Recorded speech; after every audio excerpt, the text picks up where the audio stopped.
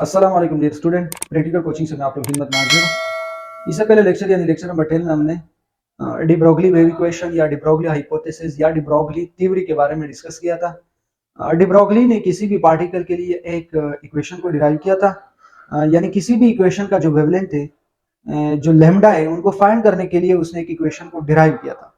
और इक्वेशन को कहाँ से डिराइव किया था, किसकी इक्वेशन के थ्रू उसने अपना एक इक्वेशन डिराइव किया था जिससे किसी भी पार्टिकल का जो लैम्डा है वो आप फाइंड कर सकते हो, यानी वेवलेंथ आप फाइंड कर सकते हो। तो उसने कौन सी इक्वेशन के थ्रू अपना एक इक्वेशन डिराइव किया, with the help of Planck's equation, और साथ ही आइंस्टाइन का जो इक्वेशन था मास और एनर्जी, यानी उसका जो एक मशहूर इक्वेशन है E = mc², उस इक्वेशन के थ्रू डी ब्रोगली ने यानी दो इक्वेशन को आपस में कंपेयर किया। कंपेयर करने के बाद उसने एक इक्वेशन डिराइव किया और उस इक्वेशन के थ्रू आप क्या कर सकते हो, किसी भी पार्टिकल का वेवलेंथ फाइंड कर सकते हो। ठीक है, आज हमारा लेक्चर नंबर 11, और लेक्चर नंबर 11 में हमने डिस्कस करना है श्रोडिंगर वेव इक्वेशन भी कह सकते हो और श्रोडिंगर एटॉमिक मॉडल।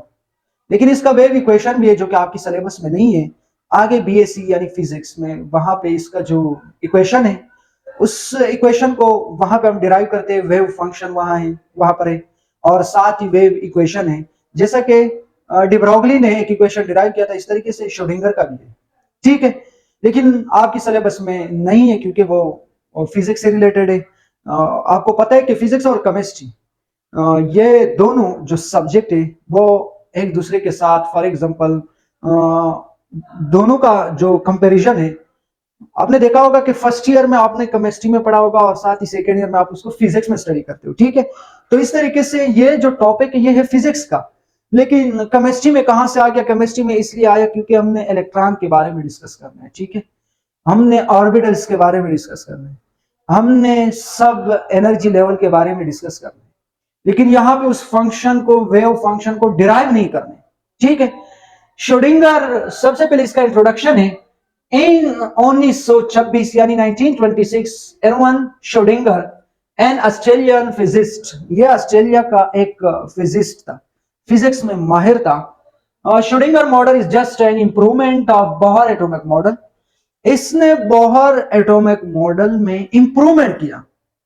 ठीक है, इंप्रूवमेंट करने के बाद उसने अपने नाम से एक एटॉमिक मॉडल को आगे कंटिन्यू कर दिया। ठीक है, अपने नाम से एक मॉडल जारी कर दिया। उस मॉडल का नाम है श्रोडिंगर मॉडल। ठीक है, श्रोडिंगर एटॉमिक मॉडल भी कह सकते हो। इसका नाम क्या है? Schrodinger atomic model. और इसका दूसरा जो नाम है वो है क्वांटम एटॉमिक मॉडल। ठीक है, क्वांटम एटॉमिक मॉडल। अब आप लोग के जहन में ये क्वेश्चन भी आ सकते हैं कि सर इससे पहले डी ब्रोगली का जो इक्वेशन था या उसका जो थ्योरी था, और साथ ही नील बोहर का जो था, उसको हम क्वांटम मैकेनिक नहीं कह सकते, इसको हम क्वांटम मैकेनिक क्यों कह सकते हैं? ठीक है, ये क्वेश्चन है फिजिक्स से रिलेटेड, लेकिन जरा सा मैं आपको इनके बारे में यहां पे बता देता हूं कि एक होता है क्लासिकल मैकेनिक, ये फिजिक्स में आगे आपने स्टडी करना है, क्लासिकल मैकेनिक। ठीक है, और दूसरा आपके पास क्या होता है? Quantum mechanic. Quantum mechanic, quantum mechanic, ये दो है। ठीक है, क्लासिकल मैकेनिक आपके पास न्यूटन के जो लॉ है, यानी न्यूटन के जितने भी लॉ हैं वो क्लासिकल मैकेनिक को वेरीफाई करते हैं। यानी क्लासिकल मैकेनिक फिजिक्स का एक ब्रांच है जिसमें हम मैक्रोस्कोपिक पार्टिकल के बारे में स्टडी करते हैं। ठीक है, जो माइक्रोस्कोप के बगैर हमें नजर आए। और क्वांटम मैकेनिक्स ऑन पार्टिकल के बारे में स्टडी करना जो माइक्रोस्कोप के बगैर नजर ना आए, यानी माइक्रोस्कोपिक पार्टिकल। ये है मैक्रोस्कोपिक पार्टिकल, वो है माइक्रोस्कोपिक पार्टिकल। ठीक है, ये फिजिक्स के ब्रांचेस है, क्लासिकल मैकेनिक होते हैं, दूसरा क्वांटम मैकेनिक। तो श्रोडिंगर एटॉमिक मॉडल जो है वो क्लासिकल मैकेनिक की बुनियाद पर नहीं है, बल्कि क्वांटम मैकेनिक की बुनियाद पर इसने अपना थ्योरी पेश किया। इसने अपना एक वेव इक्वेशन को डिराइव किया। डिराइव होने के बाद इसलिए इस मॉडल को हम क्या कह सकते हैं? Schrodinger atomic model. जैसा कि मैंने आपको बताया कि क्लासिकल मैकेनिक में न्यूटन के जो लॉ है वो बैकबोन है किसके? क्लासिकल मैकेनिक के। क्वांटम मैकेनिक में Schrodinger wave equation, Schrodinger wave function, जितने भी उसके इक्वेशन है वो बैकबोन है किसके? क्वांटम मैकेनिक के। क्वांटम मैकेनिक की बैकबोन होने की वजह से इसके एटॉमिक मॉडल के ऊपर हमने दूसरा क्या नाम रखा? Quantum mechanical model. उम्मीद है ये समझ में आया होगा कि श्रोडिंगर एटॉमिक मॉडल को हम क्वांटम एटॉमिक मॉडल क्यों कह सकते हैं। इसका क्या रीजन है? रीजन मैंने आपको बता दिया, क्योंकि श्रोडिंगर वेव इक्वेशन या वेव फंक्शन के जितने भी इक्वेशन है वो क्वांटम मैकेनिक्स को फॉलो कर रहा है और उनका वहां पे ऐसा किरदार है जैसा कि क्लासिकल मैकेनिक्स में किसका किरदार है? न्यूटन के जो लॉ है, न्यूटन के जितने भी लॉ है, फॉर एग्जाम्पल जितने भी लॉ है वो पार्टिकल का जो बिहेवियर है, पार्टिकल का जो स्टेट है, वो फ्यूचर में उनकी प्रिडिक्शन के बारे में आपको बता सकते हैं। न्यूटन के जो लॉ है, ठीक है। क्लासिकल मैकेनिक में हमने पार्टिकल का जो बिहेवियर है वो एज अ पार्टिकल है। किसमें? क्लासिकल मैकेनिक में।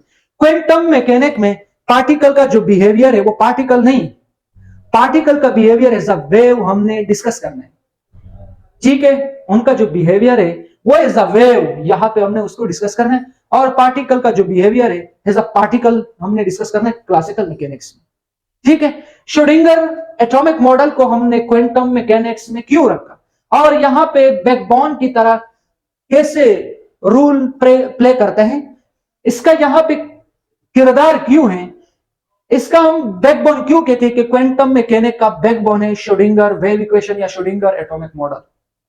इसलिए क्योंकि श्रोडिंगर वेव इक्वेशन जिसने पार्टिकल का जो बिहेवियर है वो एज अ वेव डिस्कस किया, as a particle wave discuss किया। अगर एज अ पार्टिकल वो डिस्कस करता तो इसको हम कहां पे रखते? क्लासिकल मैकेनिक्स में।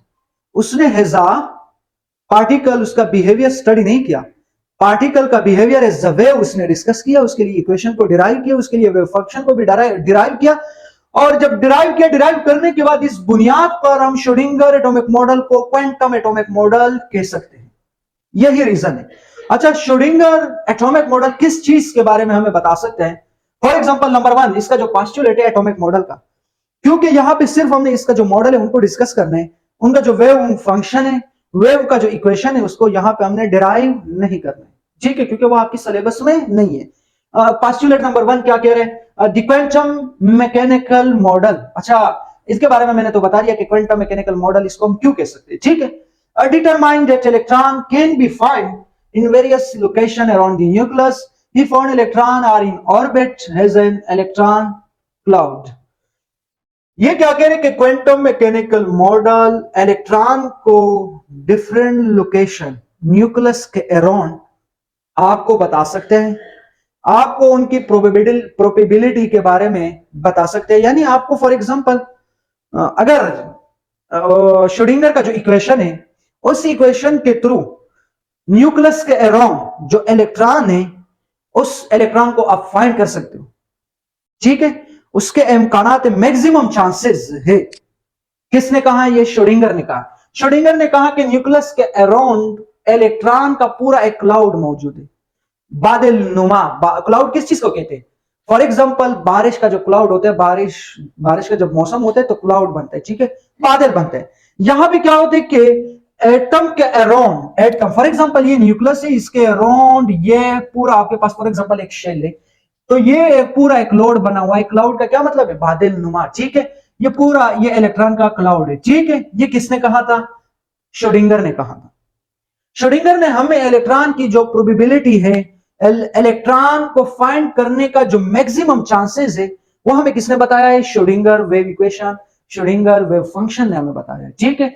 दूसरी नंबर पे आपके पास क्या है? ये नंबर 1 पॉइंट है। नंबर 1 पॉइंट उम्मीद है समझ में आया होगा क्या कह रहे हैं। मैंने आपको क्या बताया कि आपने करना क्या? फॉर एग्जांपल इसको हम क्वांटम एटॉमिक मॉडल भी कह सकते हैं, और साथ ही जो श्रोडिंगर एटॉमिक मॉडल या जो श्रोडिंगर साहब है उसने क्या कहा था? उसने ये कहा था कि न्यूक्लियस के अराउंड इलेक्ट्रॉन का जो मैक्सिमम चांसेस है, लेकिन वहां पे जो इलेक्ट्रॉन मौजूद है वो एक क्लॉड नुमा शक्ल है, ठीक है। ऐसे नहीं कि एक सर्कुलर पाथ में वहां पे मूव करते हैं, क्लॉड नुमा फॉर एग्जांपल सर्कुलर पाथ है, वहां पे इलेक्ट्रॉन को फाइंड करने का मैक्सिमम चांसेस है, लेकिन उसने एक इक्वेशन डिराइव किया था, उस इक्वेशन के थ्रू आप इलेक्ट्रॉन का जो जगह है वो भी फाइंड कर सकते हो, ठीक है। यानी जब आपने उसका जो जगह है वो आपने फाइंड किया, फाइंड करने के बाद वहां पे उनका मैक्सिमम चांसेस होगा, मैक्सिमम प्रोबेबिलिटी होगा, ठीक है। क्योंकि इससे पहले श्रोडिंगर वेव इक्वेशन से पहले हेंसबर्ग अनसर्टेनिटी प्रिंसिपल ने भी ये कहा था, उसका स्टेटमेंट ये था, हेंसबर्ग अनसर्टेनिटी प्रिंसिपल ने ये कहा था कि इलेक्ट्रॉन का एक साथ पोजीशन और उनका मोमेंटम फाइंड करना ये इम्पॉसिबल है। यानी कि इलेक्ट्रॉन है उनका पोजीशन भी मालूम करना और साथ ही उनका मोमेंटम भी मालूम करना, ये इम्पॉसिबल है, ठीक है। ये हेंसबर्ग अनसर्टेनिटी प्रिंसिपल उसका जो एक स्टेटमेंट था उसने कहा था, ठीक है।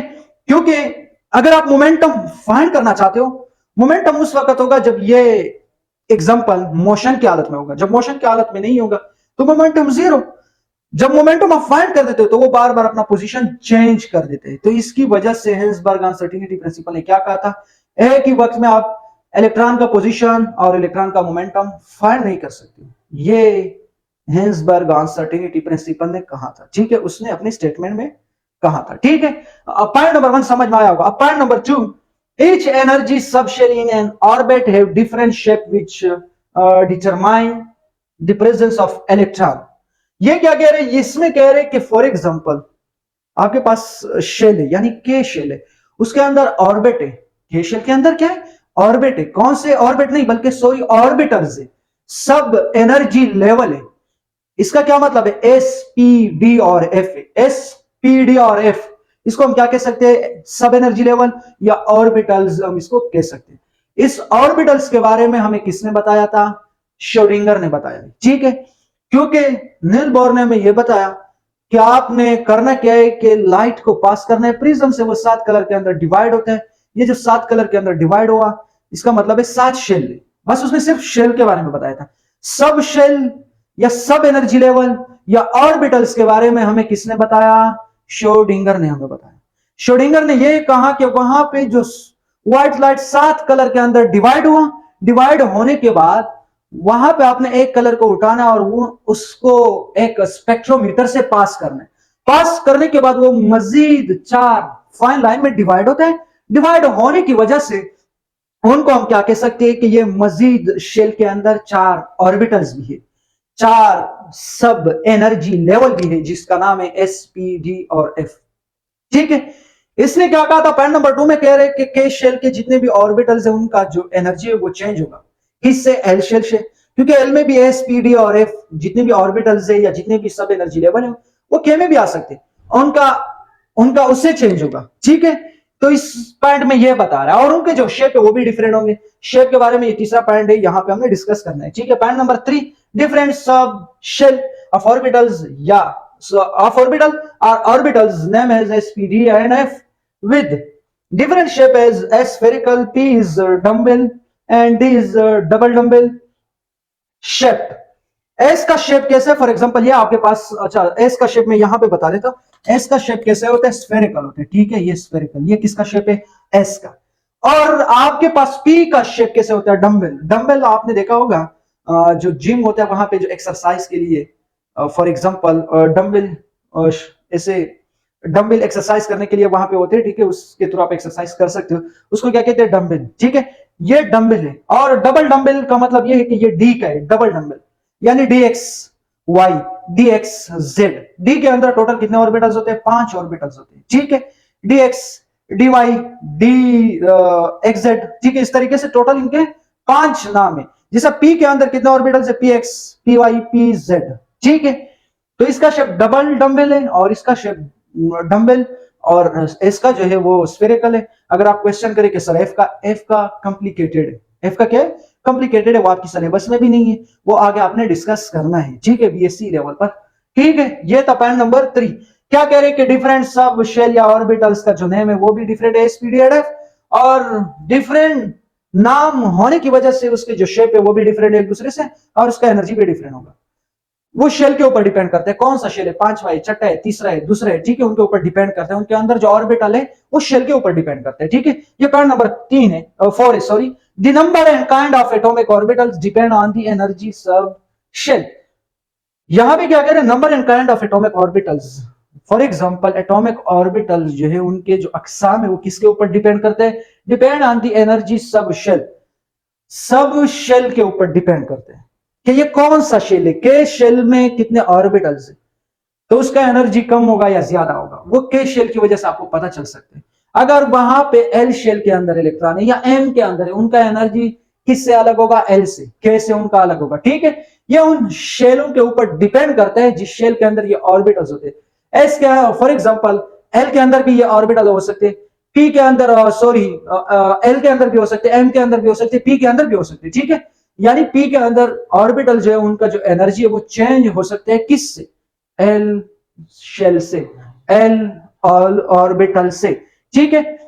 तो ये था आपके पास श्रोडिंगर एटॉमिक मॉडल। इनका जो रीजन था कि इसको हम क्वांटम एटॉमिक मॉडल क्यों कह सकते हैं, उनका रीजन भी मैंने आपको बता दिया। बाकी इसका जो वेव फंक्शन है, इसका जो वेव का जो इक्वेशन है वो आपके सिलेबस में नहीं है, इसलिए यहां पे मैंने उसको डिराइव नहीं किया। उम्मीद है आज का लेक्चर समझ में आया होगा। लेक्चर समझ आने की सूरत में आपने हमारे यूट्यूब चैनल को सब्सक्राइब करना है और साथ ही बेल आइकन के ऊपर क्लिक करना है। इससे आपने करना क्या कि स्क्रीनशॉट ले ले और ये आप पेपर में भी यही लिख सकते हो, क्योंकि ये शॉर्टकट अल्फाज में मैंने लिखा है, ठीक है। और शॉर्टकट अल्फाज में, शॉर्टकट वर्ड्स में इसको मैंने लिखा है, और वो भी आसान वर्ड्स है, ठीक है, मुश्किल नहीं है। बुक में जो भी मौजूद है वो जरा सा डिफिकल्ट है, तो इसलिए आप कोशिश करें यहां से नोट डाउन कर सकते हो। तो इस आप स्क्रीनशॉट ले लें। Thank you so much.